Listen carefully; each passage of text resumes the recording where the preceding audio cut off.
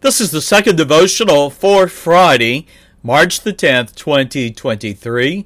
Now, the title of this devotional is The 10 Commandments. Our scripture reading is Exodus chapter 20. And I'm going to pick up our study where we just left off. Now, we read that all of Israel had witnessed the outward manifestation of God's heavenly glory as smoke and fire engulfed Mount Sinai. We read in chapter 19 and verse 12 through 13 that the trumpet blast warned man and woman and beast that none dared approach the mount and live. And then in chapter 20 and verse 2, we read, "Then out of the midst of the mountain the Lord was heard saying, I am the Lord, that is, I am Jehovah, eternal, self-existent. I am thy God, Elohim, Almighty One, which have brought thee out of the land of Egypt, out of the house of bondage," or slavery. Now, in Exodus 20, we have the record of the 10 Commandments. Now, these are part of the Lord's covenant with Israel. And of course, we've already heard that the people had been commanded to hear, heed, and obey, and they said, "We will do all that God has commanded." Well, what did God command? Now, here we have then the 10 Commandments, and it's just a brief summary of them. In Exodus 20 and verse 3, we read, the first commandment stated, "Thou shalt have no other gods before me." Now, unlike the neighboring nations who worshipped innumerable gods, Israel was to worship one God, Yahweh, Elohim, the true, eternal, self-existent one. And there was no exception. The second commandment we find in Exodus 20, verses 4 through 6. And here again we read, "Thou shalt not make unto thee any graven image or any likeness of anything that is in heaven above, or that is in earth beneath, or that is in the water under the earth." Verse 5, "Thou shalt not bow down thyself to them, nor serve them, for I am the Lord thy God. I am a jealous God, visiting the iniquity of the fathers upon the children unto the third and the fourth generation of them that hate me." And verse 6 is showing mercy unto thousands of them that love me and keep my commandments. May I say to you, my friend, that God's law has not changed, nor has his commandments, nor has his promises.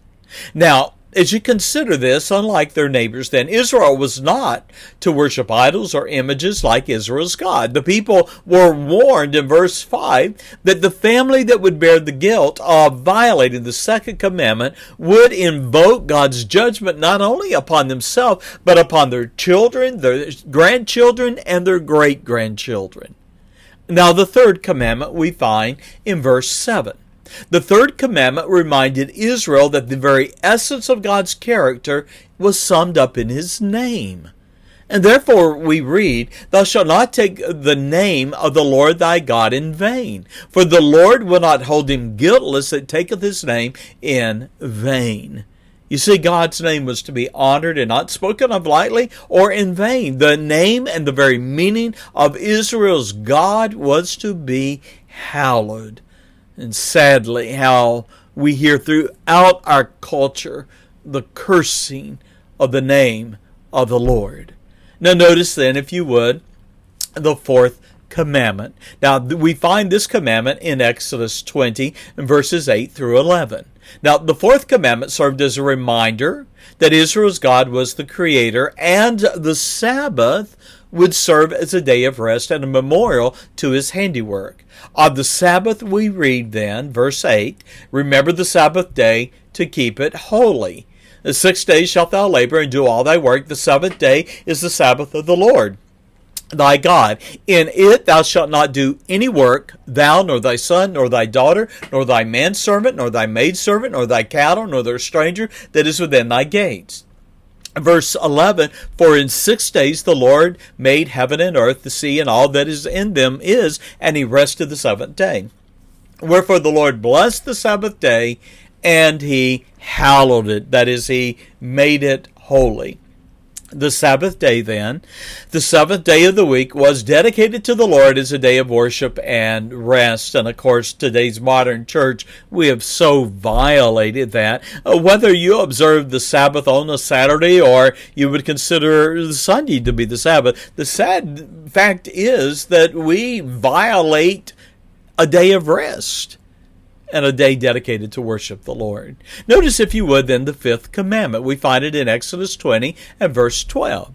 Now, the fifth commandment moved the emphasis of the law and the commandments from man's relationship with his Creator to his relationship with his fellow man. Now, Israel was commanded in verse 12, honor thy father and thy mother, that thy days may be long upon the land which the Lord thy God giveth thee. Now, because fathers and mothers represented God's authority, sons and daughters of Israel were to honor and revere their parents. Likewise, the elderly were to be honored and revered, and any who failed were condemned. Now, the fifth commandment also carried a particular promise and reward, and what was that? Long life. Now, we see the sixth commandment then, Exodus 20 and verse 13. It was a reminder of the sanctity of, or sacredness, if you would, of human life. Thou shalt not kill. There was no exception to taking the life of a human. A boy, a girl, a man, a woman, an infant, one that was conceived in the womb of a mother and created in the very likeness and the image of God. Remember, Adam was created in God's image, and the life of man and woman were to be valued as sacred. Now, the seventh commandment we find in Exodus 20 and verse 14. Here we read that the reminder of the sanctity of marriage. Now, the Lord commanded Israel, thou shalt not commit adultery. Now, we know later the Lord would enhance that understanding of adultery, that it's not just a physical act, but it is in the processes of one's thoughts and one's lust. And so from the beginning, God established the institution of marriage as a sacred covenant between himself and the man and the woman. It was ordained by the Creator that man leave his father and his mother and shall cleave unto his wife, and they shall be, Genesis 2 verse 24, one flesh. Now, as one flesh, the bond between the husband and the wife was not to be broken. And so sacred is the institution of marriage, that it would serve in the New Testament as a picture of Christ's enduring love for believers and the church. Thou shalt not commit adultery. There is not an exception clause to that command. Now, the eighth commandment we find in Exodus 20 and verse 15. The eighth commandment established the right of ownership. It stated, thou shalt not steal. Thus, to take that which belonged to another, whether by theft or deceit, was a sin against God and man. And sadly, we live in a culture that continues to violate that, beginning with our own government. And then Exodus 20 and verse 16, we have the ninth commandment. And it demanded that this, thou shalt not bear false witness against thy neighbor. Truth would be supreme. God's people were to speak the truth. Libel, slander, bearing false witness, or deceit was a grievous sin against God and man. And then finally, the 10th commandment. The 10th commandment stated simply this, thou shalt not covet. Now, it goes on to expand upon that and focusing upon the fact that covetousness is a desire that wells up within the sinful heart of man that desires that which belongs to another. And so, therefore, we read in Exodus 20 and verse 17, thou shalt not covet thy neighbor's house, thy neighbor's wife, nor his manservant, nor his maidservant, nor his ox, nor his ass, nor anything that is thy neighbor.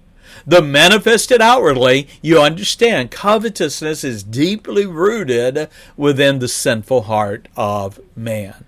Well, that brings us to some closing thoughts. Exodus 20 and verse 18 through 26. Here we have the manner of worship that God requires.